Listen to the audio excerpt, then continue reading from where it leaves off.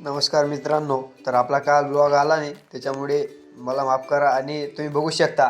तर आपण मागे टाकला होता की त्याचा पार्ट 2 आला आहे की बुवा आपण नागाशी काय केलं.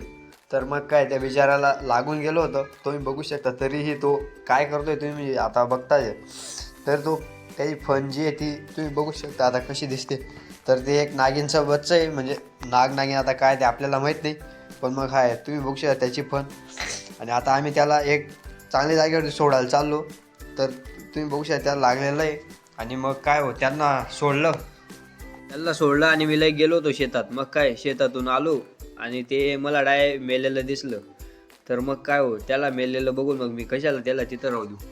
मग त्याला घरी घेऊन आलो. मग त्याला बुजलं मी आणि मग काय त्याला भावपूर्ण श्रद्धांजली दिली.